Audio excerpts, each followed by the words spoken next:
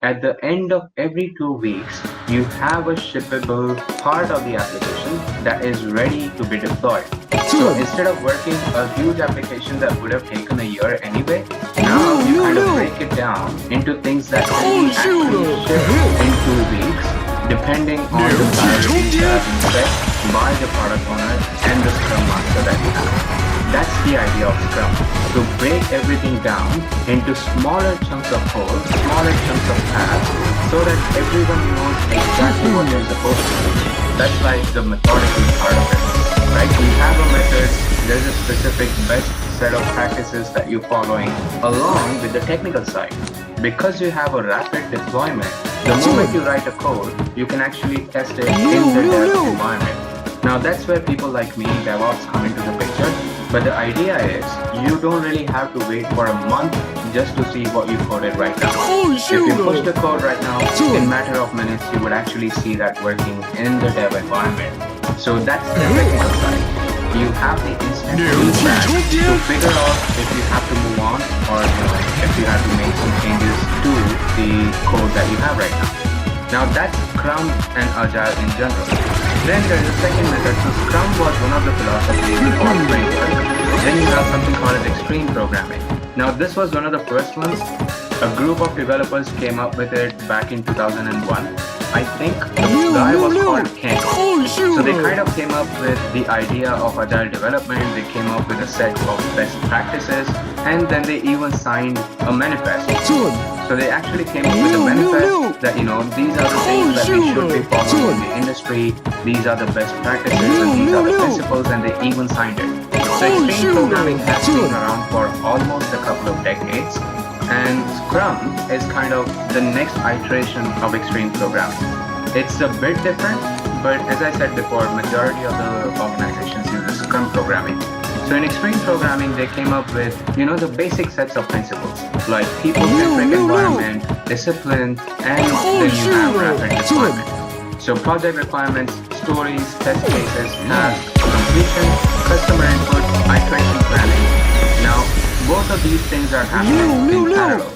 So you have project requirements, you have stories, test cases, tasks, and completion. And at the same time, you have customer input, and at some point, you have customer iterations in the meeting.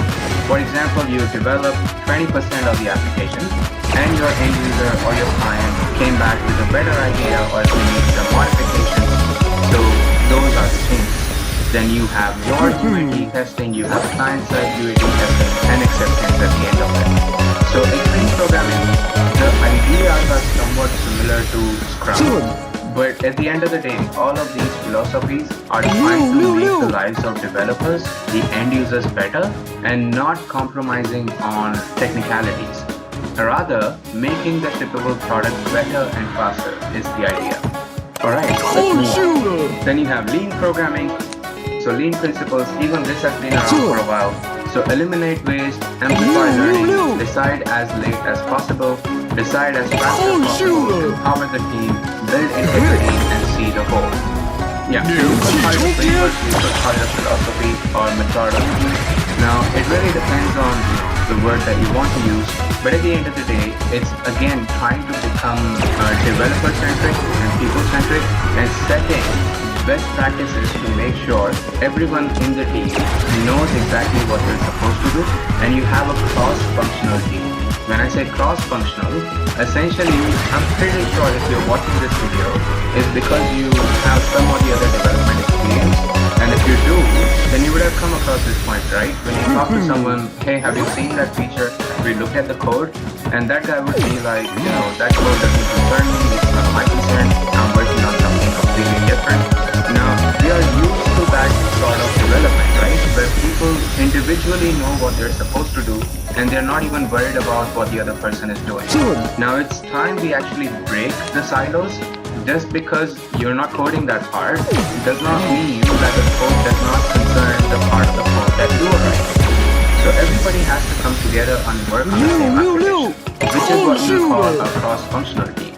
In the Scrum example, once you have the user stories and the backlog that you are supposed to work on in the next 2 weeks, it doesn't really matter what role you play in the team. it's your team's responsibility to make sure that the task has been completed. And the task is also being designed with the timeline in mind. So it's not like you're expected to do 6 weeks worth of development in 2 weeks. So the task itself is designed with the timeline in mind. And then you also have something like Kanban. So Kanban is similar to Scrum. The difference here is, in case of Scrum, you have, smaller chunks of backlog that you're supposed to work on for the next 2 weeks or 3 weeks. In case of Kanban, it's a continuous process. So there is no such thing as sprint in Kanban. What you do in Kanban is you have a list of tasks that are supposed to be done. And for example, you have something like, a whiteboard. You have a build queue, you have a test queue, and you have a ship queue. Now, this is a hypothetical example. You would obviously have plan and the